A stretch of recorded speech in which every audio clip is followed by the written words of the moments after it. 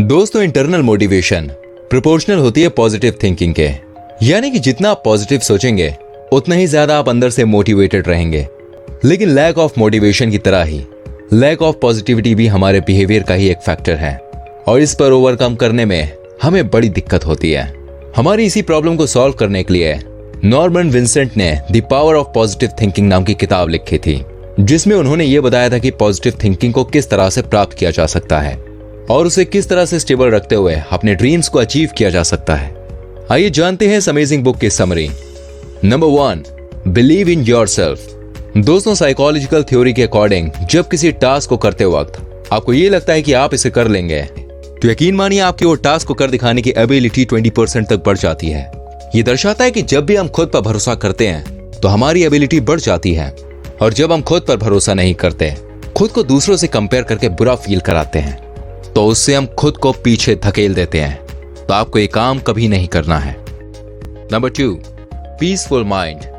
दोस्तों, दूसरे चैप्टर में ऑथर ने यह बात बताई है कि तनाव से भरा दिमाग और शांत दिमाग में से शांत दिमाग ज्यादा प्रोडक्टिव होता है, क्योंकि वो बेकार की बातों में ध्यान नहीं देता, जिससे उसके पास अपनी प्रॉब्लम्स के लिए टाइम नहीं बचता।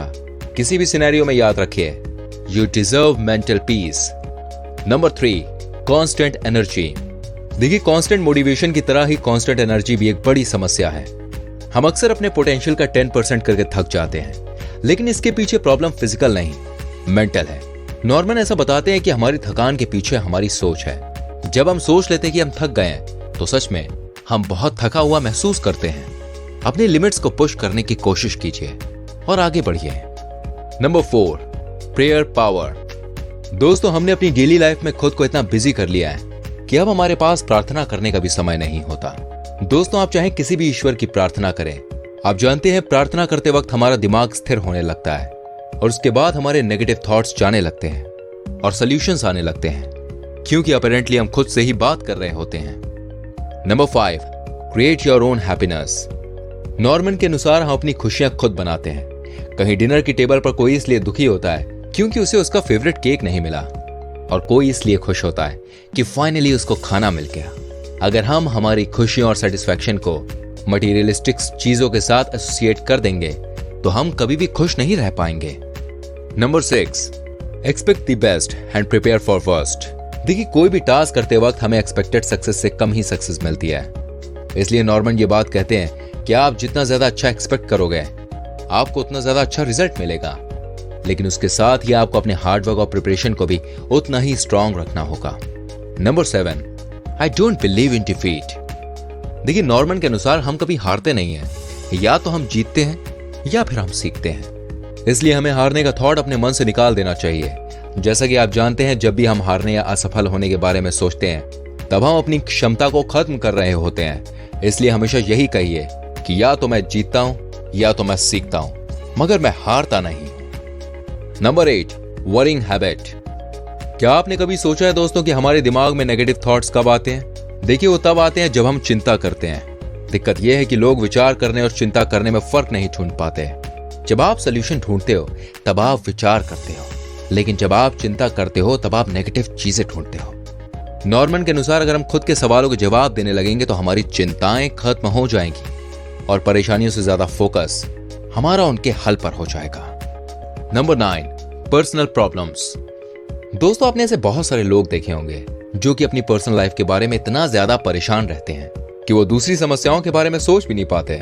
नॉर्मन के अकॉर्डिंग पर्सनल प्रॉब्लम्स हमेशा शांत दिमाग से सोचें और बिना ईगो के रिएक्ट करें तो समस्याएं हल हो सकती हैं। इसके अलावा थोड़ी सहनशीलता भी आपके अंदर होनी चाहिए।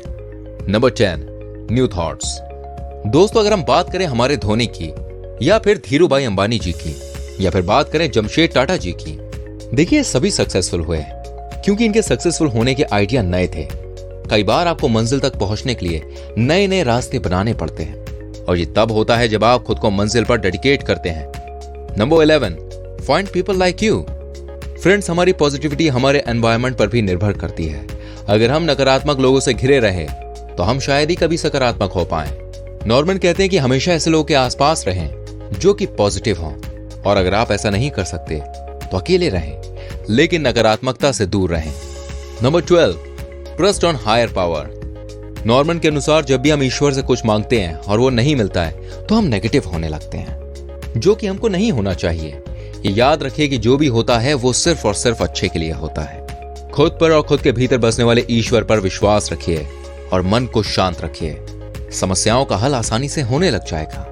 दोस्तों, मुझे पूरी उम्मीद है कि आपको हमारी ये समरी बहुत पसंद आई होगी। आप इस बुक को खरीद कर और भी बहुत अच्छी बातें सीख सकते हैं। इस बुक का लिंक मैं आपको डिस्क्रिप्शन में दे दूंगा।